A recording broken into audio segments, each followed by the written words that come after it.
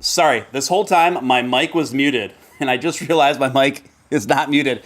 Let me start from the beginning. I haven't done that one in a while. See, Stephen Steele, a little rusty after being off the air for more than a couple months there. So let me start from the beginning. Welcome one, welcome all to this special Saturday night edition of Stephen Steele Live. Great to see you guys. Some familiar names in chat, some new ones as well. Before we begin, if I could ask you to just smash that like button. It takes a split second of your time, doesn't cost you a dime. Number one thing you can do to help this channel work through those tricky YouTube algorithms.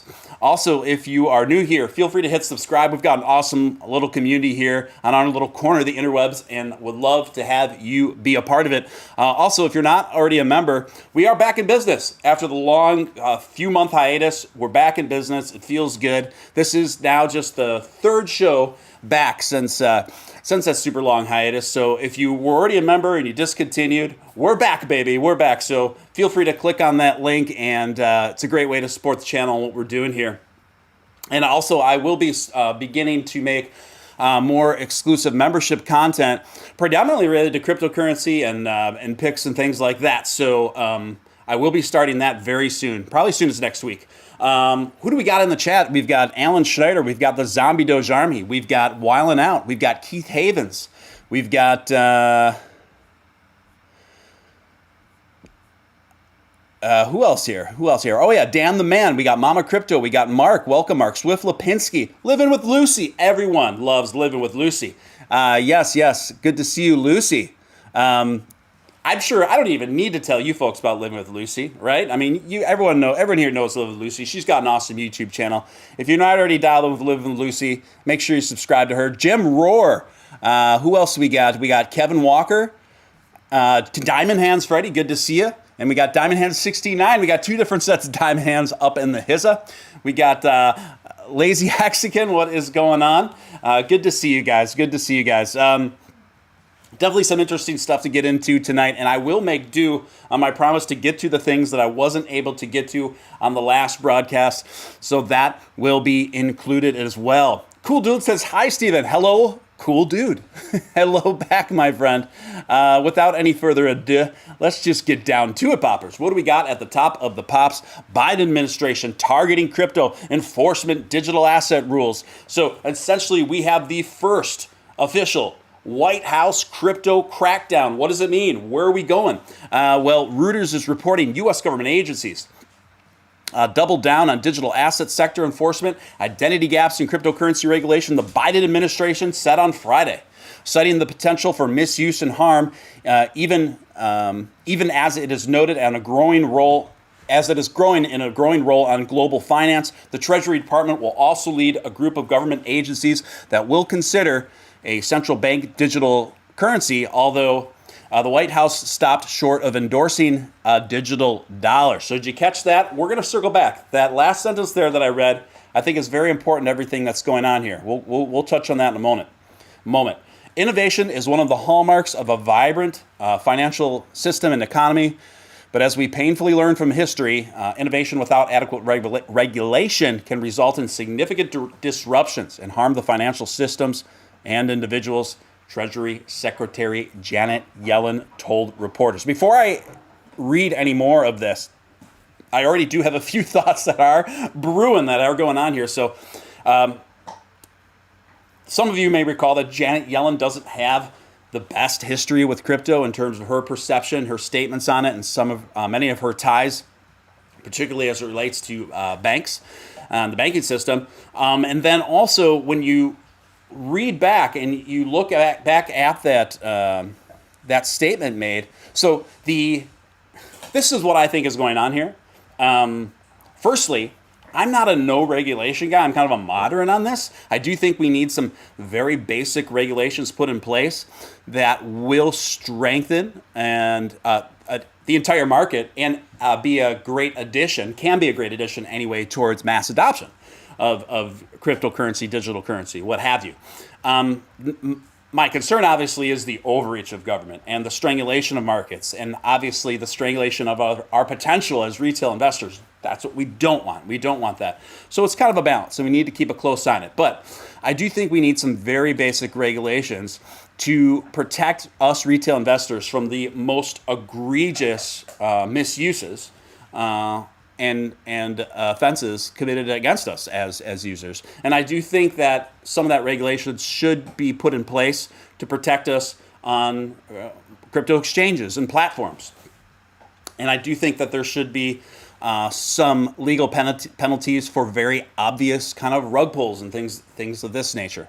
That being said, I don't know if I'd want to see much more than that, right? I don't know if I want to see much more than that. Now, the White House's statements on this are a bit ambiguous. I think they're ambiguous on purpose for two reasons. One, I really don't think most of them have this really figured out or really know enough about it to put any more detail to their statements.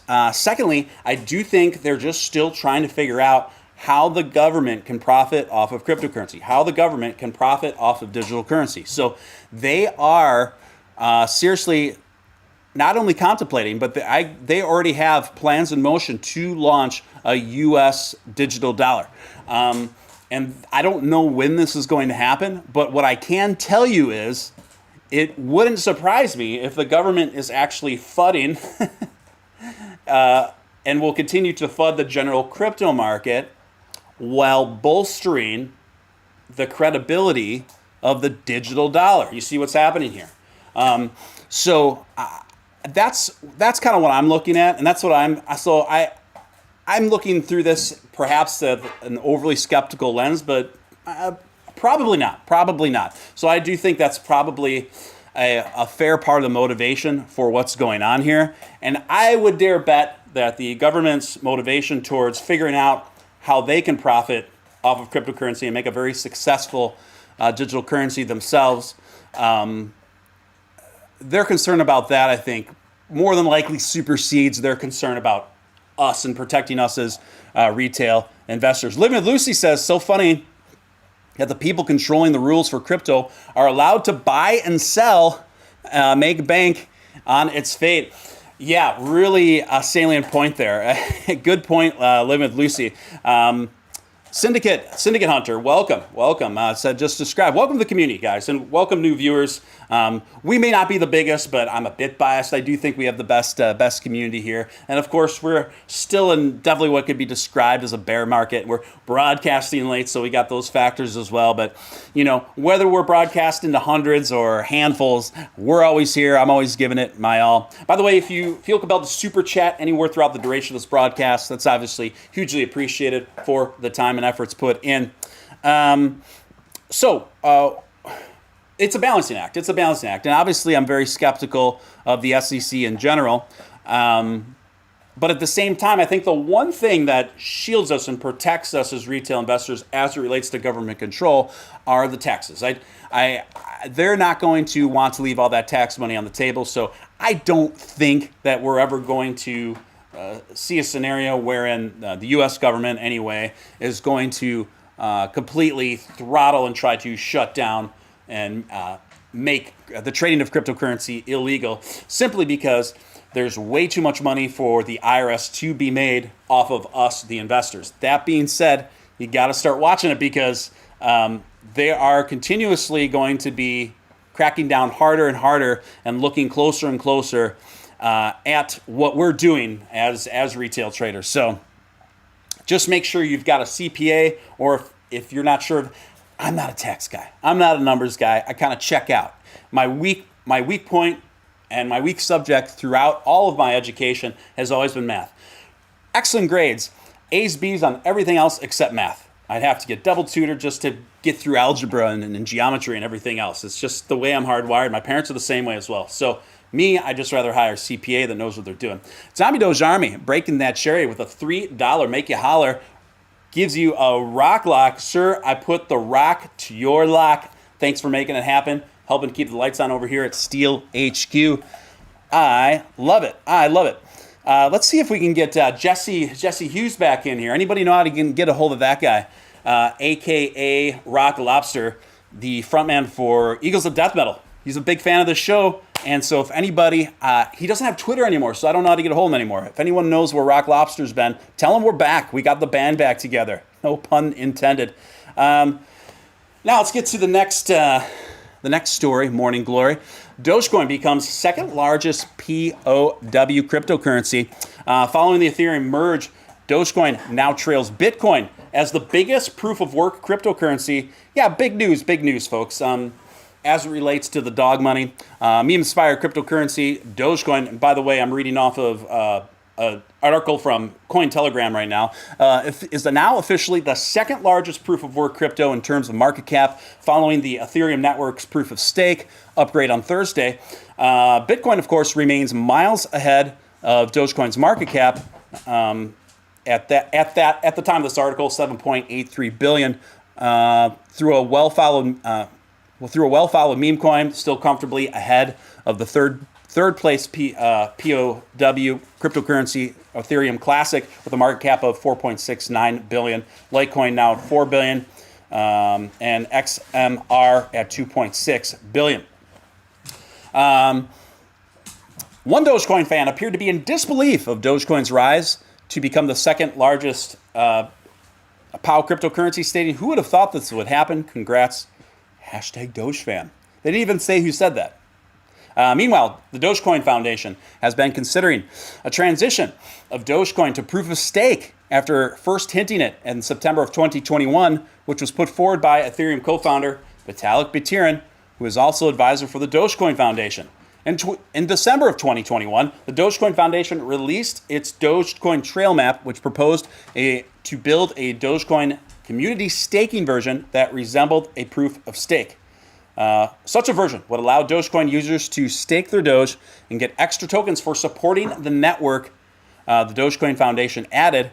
However, little progress has been made since then, as it still appears to be a proposal, according to the Dogecoin website. Now, we have seen some movement on that. The name of the company is eluding me, that they have been teaming up with me towards making some steps for that. Of course, I'm privy to support such a transition. I know that some of the more how do I put it, opinionated voices in the Doge community vocally oppose it, have a very kind of very purist kind of take on it. I'm more leaning that this will probably be a good thing. Again, we'll see as developments happen, and we'll definitely cover them here on the show. Alan says, Lucy kept me going through the Steven hiatus. You know, that's not the first time I've heard that. It's not the first time I've heard that. If you're wondering what that chewing sound is in the background, it's the Doge. It's the unofficial co-hostess with the mostest. My real life Doge, my dog, Remy. She's chewing on a bone, and it's very intensely. So the show must go on. Yeah, I've heard that from a few different people that I think a lot of you folks probably became full-time Living with Lucy watchers while I was out. Dang, now I have Oasis stuck in my head. Yeah, great band. Really amusing, those two brothers, right? Hey, what's up, Rodrigo? Didn't mean to, I missed you there. Okay. Guys, if you ever already smash that like button, if you take a moment to do that. Also, if you're on the Twitter, if you feel compelled to retweet the stream, that's obviously really appreciated. Just because most people that watch the show still don't really know that I'm back yet. So I'm going to put a link to that again one more time in the chat. If you could just retweet, hugely appreciated. All right, what else do we got going on? Let's keep it moving. Anyway, big congrats for Dogecoin for becoming the second largest proof of work cryptocurrency on the planet. No small feat, and long time coming. A lot of these accomplishments take an extraordinary amount of patience, and Dogecoin being founded in 2013 is a pretty good exemplary example of that sort of patience. Again, Cointelegraph reporting Celsius requests permission to sell off its stablecoins The crypto lending firm intends to get the liquidity and support its operations with funds from the sell-off. Celsius Network, a crypto lending company that had frozen its withdrawals in June, has been proceeding through Chapter 11 bankruptcy since July.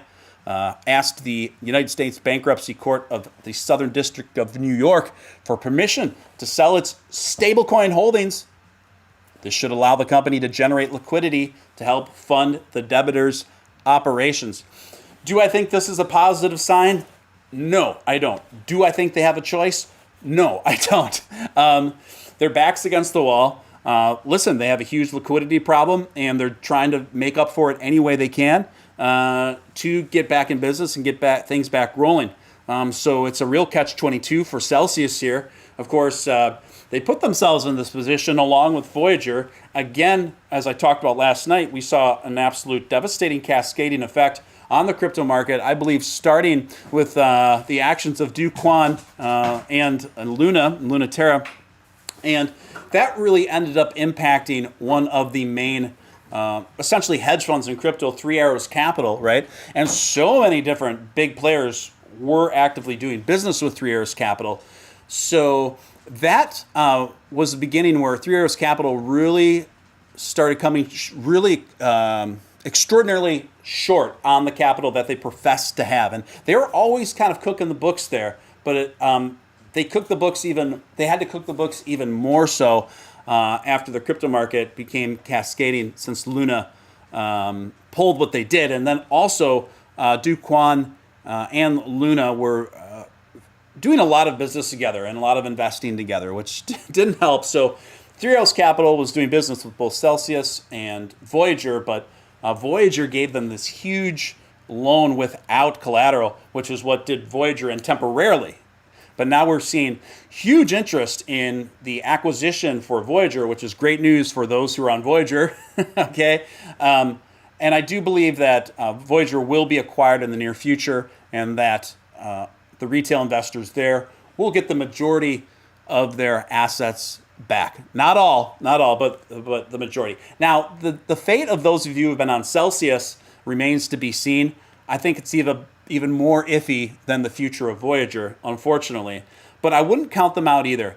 And I have seen the community, the Celsius community, really get fully activated.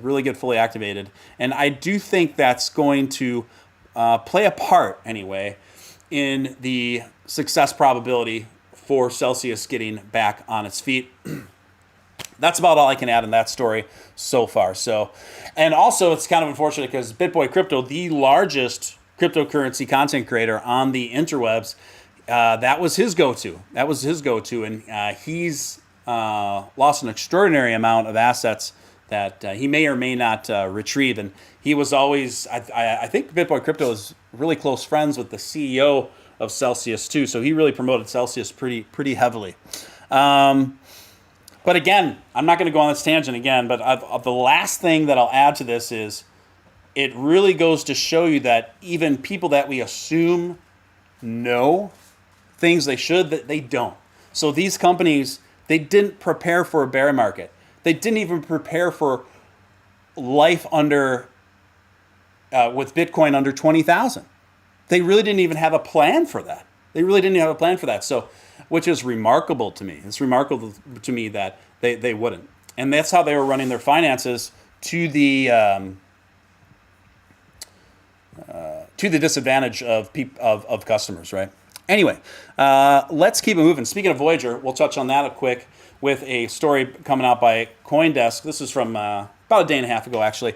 Binance's attempt to buy Voyager digital assets complicated by the national security concerns. A Binance spokesperson said, quote unquote, xenophobia is underlying talk of a possible review by a key government panel that examines foreign takeovers.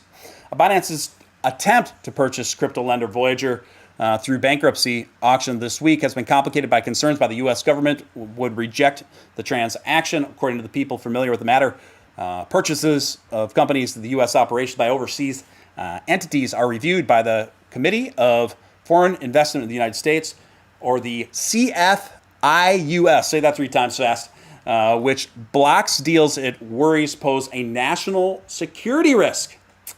Wow. So that's pretty wild. That's pretty wild. Do I think that this is the end of Binance's curiosity or interest in Voyager?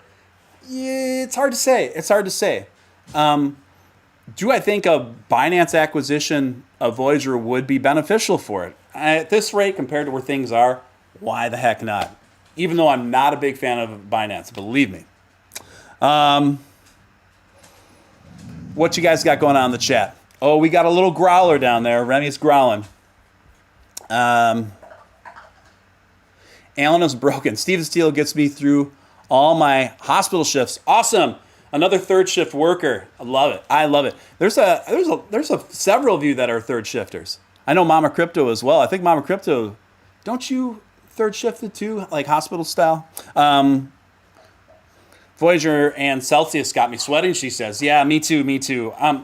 Voyager has me sweating a little less than Celsius, but still. Remember the 80s movie? I remember anyone ever seen the 80s movie Night Shift? It's a good one. It's right up there with Risky Business. You know, Risky Business, if you haven't seen that movie, it's one of Tom Cruise's first. It was marketed way differently than what the film actually is, right? And Remy, come here. You're making all sorts of noise. Come on up here, sweetheart. Come on up. Okay, there you go.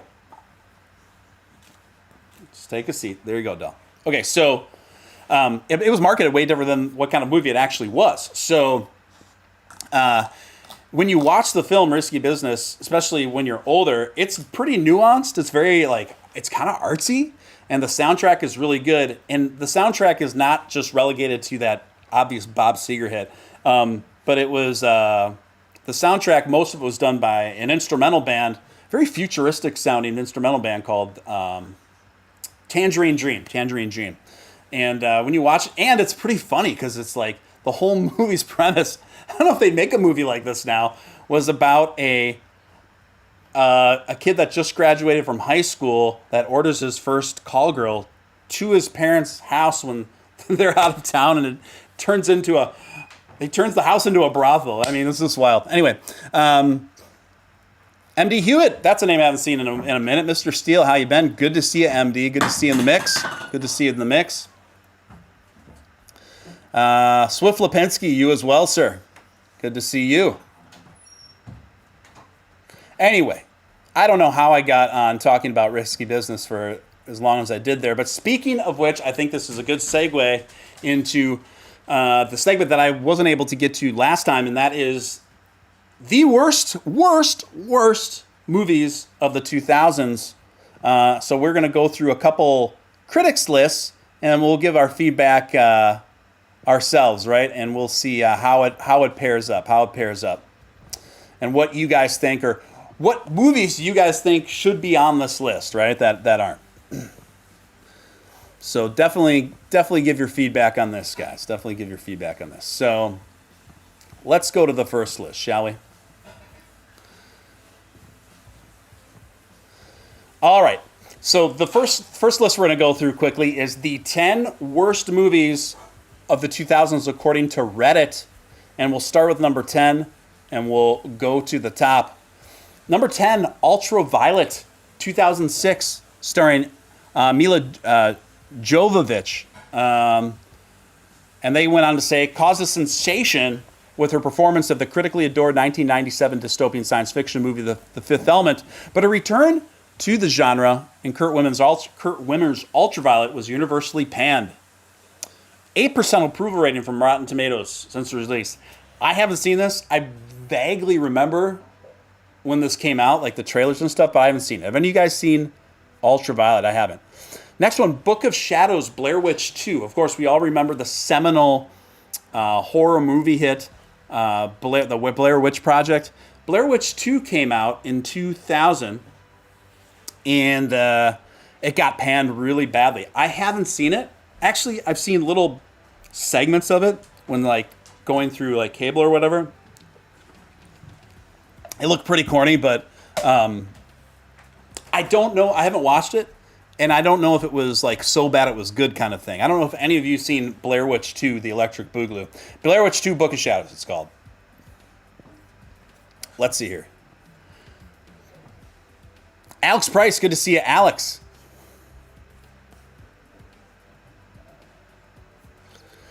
Pearl Harbor. Ah, that definitely belongs on there. Pearl Harbor, starring Ben Affleck. Sucked. That movie sucks so bad. I don't know if any of you guys saw that. Although, I'm a bit biased. I've never been a fan of Ben Affleck. I've always kind of thought him to be a pretty overrated actor. Personally. So, I'd have to agree with that. Zombie Doge Army says, I love Ultraviolet. It could be good. I can't speak on it. I haven't seen it. But Zombie Doge Army definitely objects to Ultraviolet being on the list. Alex Price says Crystal Skulls is number 1. Is that the last Indiana Jones movie? Is that what you're referring to? If so, I'd have to agree with you. And I say this as somebody who loves Indiana Jones, but that was rough. That was rough. All right, what else do we got here? We got 2003's From Justin to Kelly. From Justin to Kelly. When bad movies from the 2000s are mentioned in Reddit streams, one film that is used the most frequently as an example of just how bad the decade was for bad movies was the 2003 musical romance Justin to Kelly. The music was so unapologetically awful for some that it was even recognized by the Razzie Awards for scooping up the much maligned award for Worst Musical in 2003. I haven't seen it. You may find this hard to believe, but I'm not a big fan of early 2000s musicals, or really musicals in general. Unless it's maybe a Little Shop of Horrors. Yes, I said horrors, just to be clear there. So I don't know if any of you would have happened to see that. Now, this one I'm not sure belongs on the list. This might be my first objection to the top 10 worst movies Reddit list of the early 2000s. That's Planet of the Apes, the remake of Planet of the Apes, of course, from 2001, starring Mark Wahlberg. I don't know. I kind of enjoyed it. I think it was I thought it was a little hokey, and but then again, the original Planet of the Apes movies with Charleston Heston were super over the top, kind of hokey as well. But they were good. They're good. I think you can be both. So, not that I think that it was like totally brilliant, but I don't think it belongs to the top 10 worst. What do you guys think? The Planet of the Apes 2001. Now this one I did see. Elektra, based off of another comic book character, starring Jennifer Garner, had an approval rating of just 11% on Rotten Tomatoes, which critics largely dismissed the movie outhand as a cinematic dud. Elektra was a spin-off to Ben Affleck's 2003 adaptation of Daredevil, which was equally poor received by critics. So it's anyone's guess why a follow-up was even commissioned in the first place. That is interesting because Daredevil, starring Ben Affleck, I can't stand Ben Affleck. I just can't stand him. I find him to be arrogant and not a very convincing actor. Now his buddy Matt Damon, I think Matt Damon's pretty good. But I will say there was one exception. I thought Ben Affleck did pretty good in, what was that movie that he directed about that film crew that went into, that undercover film crew that went in for like a secret spy mission into Iran and pretended like they were filming a science fiction movie there. Does anyone know the name of that? I think it starts with an A. That was pretty good. But I actually saw Elektra in the theater, probably because I've always found Jennifer Garner to be easy on the eyes. That's probably what did it for me, what's put me in the theater in the first place. But it was a pretty bad movie, but I thought it was visually engaging. And I don't just mean that in the sense of Jennifer Garner. I thought just like the vibe and the cinematography was cool and compelling, but it was pretty boring. Pretty unremarkable. So yeah, I'd say I have no problem with it being on the list. Now this one, any of you guys seen this? The Village, 2004. Have you seen 2004's The Village? M. Night Shyamalan is a love 'em, hate 'em kind of director with his ambitious movies, which often rely on a final act twist. And that fell flat on 2004's The Village, starring Joaquin Phoenix and Adrian Brody. It proved to be a polarizing affair, to say the least. Well acted. It was described as one prominent critic to be well acted and well shot, just really dumb and proud of itself. I can't comment on it, so I don't know. I don't know if any of you guys seen 2004's The Village. Now this one I have seen, and I thought it was awful. 2004's Catwoman, starring Halle Berry. Got several Razzie Awards. It was bad. It was bad. Did I tell you about the time I once met Halle Berry? I had a gig many years ago, dating myself a bit here, and I was the manager of a YMCA many years ago when I was a much younger man, before the beard, definitely way before the beard. And Halle Berry used to come into that YMCA with her boyfriend at the time, this R&B singer named Eric Benet, and they would just walk by the front desk and they would never pay. They would never pay. And I just finally noticed this, and I said to one of my employees, I go, why are you always letting them in for free? They're like, oh, it's Halle Berry. I go, so? It's like, they need to pay to enter. They need to have memberships. And so then I finally confronted them, and they were so indignant and offended that I would dare ask them to pay at the YMCA, which I always thought was pretty amusing, right? Because here are people that can afford it the most, and I'm working with all of these families that are barely making it from month to month and working with them for memberships that they could afford. But at the same time, it was just kind of this assumed thing that we're supposed to let in the great Halle Berry and her boyfriend in for free to the YMCA, and I wasn't having it. I wasn't having it. And oh well. So I missed my moment to be a friend, another lapping peon to the stars. Oh well. Anyway, let's get back to the list here. Catwoman definitely belongs on the list of the worst movies of the 2000s. And is that it? That's it for the 10 top worst movies, according to Reddit. Maybe we'll go through another list here, but before that, let's see what's going on in the chat. Zombie Doge Army says, I'm very drunk. Well, sir, thank you for sharing your drunken, inebriated moments here with us on Steve and Steele Live. Julio Codina, real deal, still holding strong. Hope you keep getting better, brother. Appreciate you, and thank you for the kind well wishes, Julio. Great to see you back in the mixer, and thanks for holding on to your membership. Thank you, all hardcore membership holders. Appreciate you.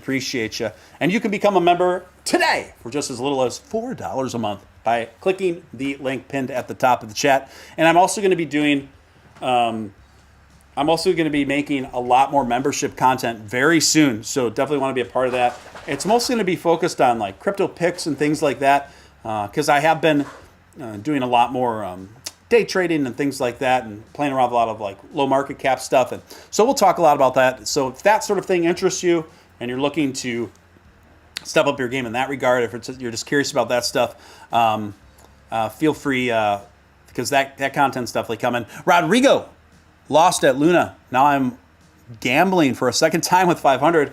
What's your opinion on Luna, Steven? Especially with the burn. Ooh, Rodrigo. Look, I was going to talk about Luna because particularly Luna Classic, obviously, is the name of the game right now. Hold that thought. I'm going to get to you in the moment, but I will take this opportunity to pivot to the next story because I did want to get to this tonight, and that is Terra Classic launched a new proposal for exchanges to implement burns of trading, which Rodrigo was referring to there. By the way, I'm reading an article off of the CryptoBasic.com. A new proposal is launched to request that centralized exchanges implement burns on the off-chain transactions. Lunk, that's Luna Classic, ticker. Community has launched a new proposal requesting the central exchanges implement a new proposal on off-chain activity like spot trading. While several exchanges have expressed support for the proposal, there appears to be mixed messaging, as most plan to implement it only on deposits and withdrawals. Notably, in Ask Me Anything with KuCoin on last Thursday, the exchange implied that it would not implement the proposal for off-chain transactions. However, the community believes that Central Exchange's support for the 1.2% tax burn proposal should include off-chain activity. It is worth noting that most LUNC activity takes place on those exchanges. Consequently, implementing the proposal of off-chain transactions will go a long way in making it more effective in the burning the excess supply. And it goes on and on. It goes on and on. Look, Luna Classic's obviously been making tremendous gains, particularly over the last couple of weeks. Things have slowed down a bit now. But people are hoping that there's going to be another huge leg up, of course. And I think there's likely a fair amount of growth to be had there. As a former Luna Terra investor, in light of everything that's gone down, I'm very trepidatious to put myself back in the mix. However, it's all about your positioning, right? So if you win in big when things just fully bottomed out at their worst, those folks are sitting very nicely on building a nice arsenal of gains right now. And obviously those folks are going to be very bullish about the future of Luna Classic.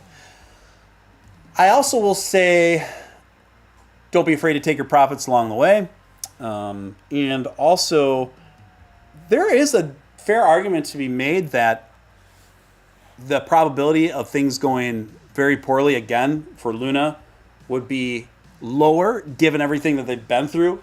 And so that there's probably a lot more oversight going on and precautions taken perhaps that other projects aren't taking right now. So I think there's a fair argument to be made for that, but just be careful.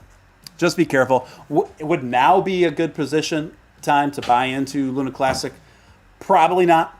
Again, not financial advice, not financial advisor, just my opinion. I would wait for a bigger dip, personally. RW says Halle Berry was overweighted. Overweighted. Overrated.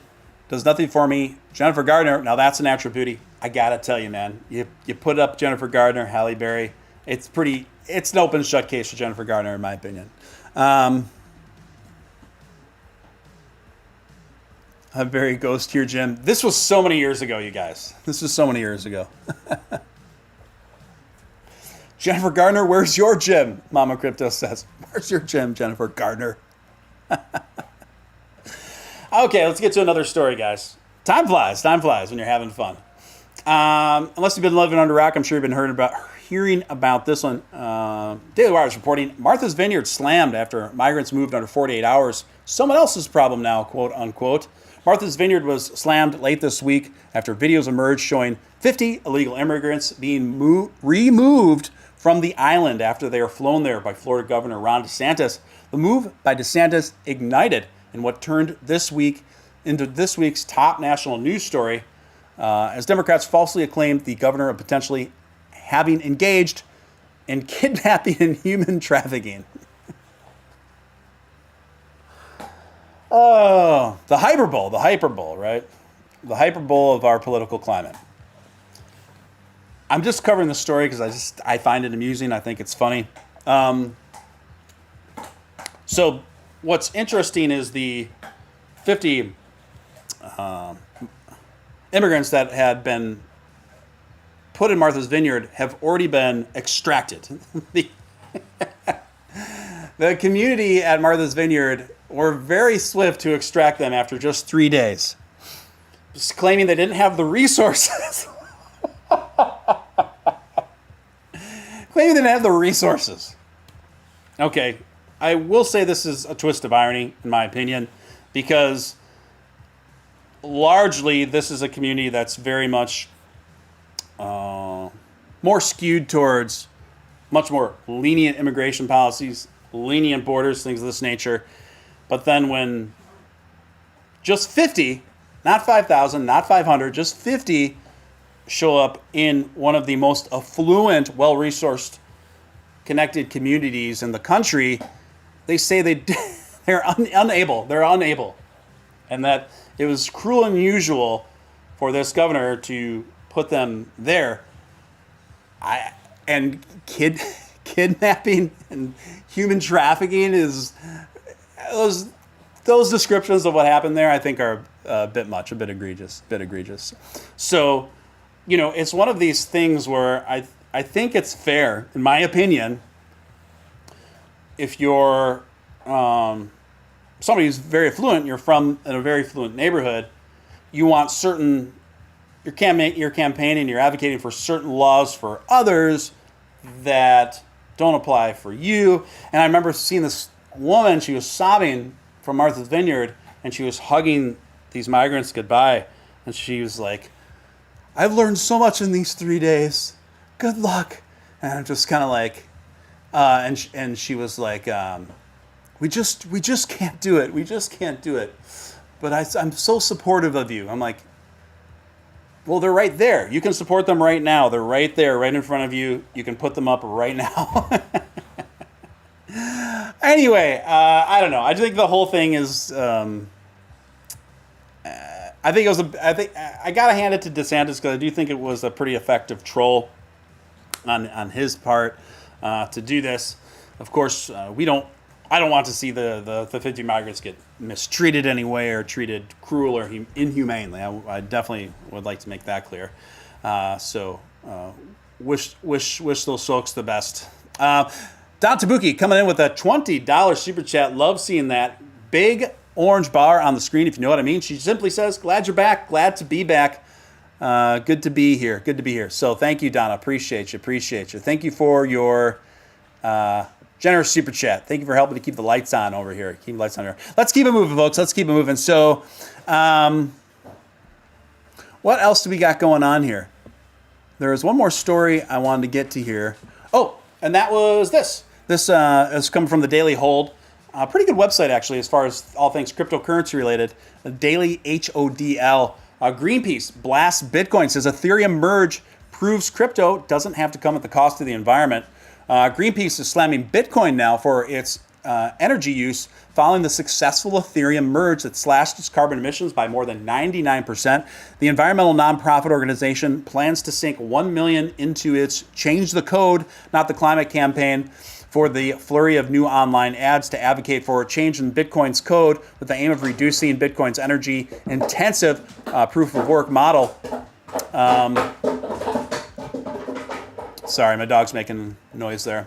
Greenpeace says the campaign is aimed for calling the attention of high-profile Bitcoin supporters, including Fidelity Investments, Jack Dorsey's block, to join in the effort in moving away from high-energy proof-of-work protocol. Ethereum's merge with its beacon chain transformed the second largest cryptocurrency from proof-of-work consensus mode to a proof-of-stake one. The change in models reduces Ethereum's carbon emissions by an estimated 99.9%, effectively just wiping out its carbon footprint, according to the CCRI report commissioned by Consensus, a blockchain software company. I had no idea who they were until now. Anyway, what's cool is, Greenpeace is right. So essentially, overnight, Ethereum became carbon neutral, which is amazing. Now, that comes to the detriment of Ethereum miners who are going extinct as we speak. But from what I'm seeing, most of those folks are quickly rerouted to mining, like Ravencoin, Bitcoin, and others. Now, I do think this is great news for the environment. I think this is great news for Ethereum. I do think that we are going to see a flipping over time, wherein we will see, in my opinion, Ethereum be the number one traded cryptocurrency by market cap in the future. And we might see it just kind of toggle back and forth and fight for that position, jockeying for that position with Bitcoin.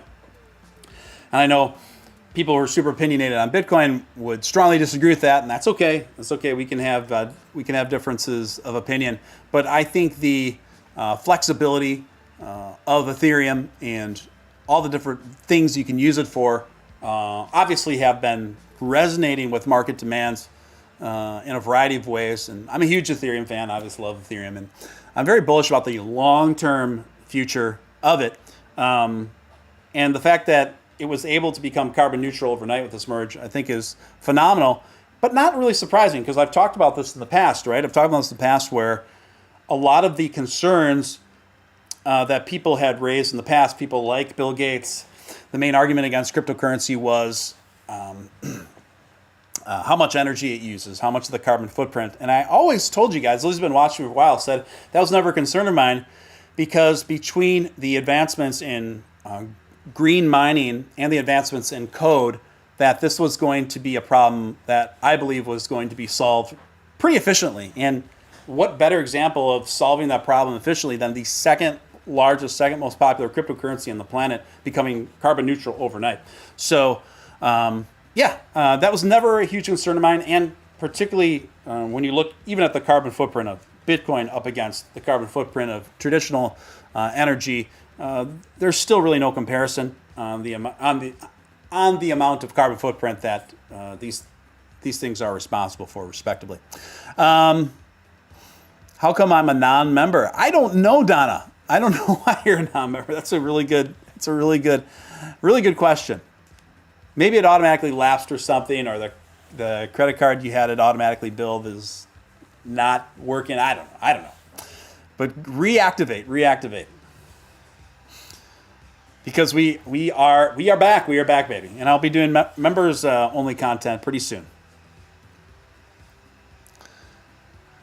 Anyway, guys, I think that's about it that I have for tonight. Been going about an hour, and that's pretty much where we're going to go for the most part, give or take some time. There will be some exceptions for the most part, but I want to thank each and every one of you guys for tuning in. It was awesome connecting with you guys. I hope you have an awesome rest of your Saturday night.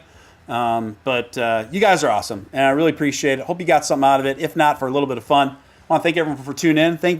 And give a shout out to Living with Lucy as well. Thank her for tuning in. Make sure you tune in to her additionally. Until next time, this is your man, Real Deal, Steven Steele, sign out. Thanks, guys.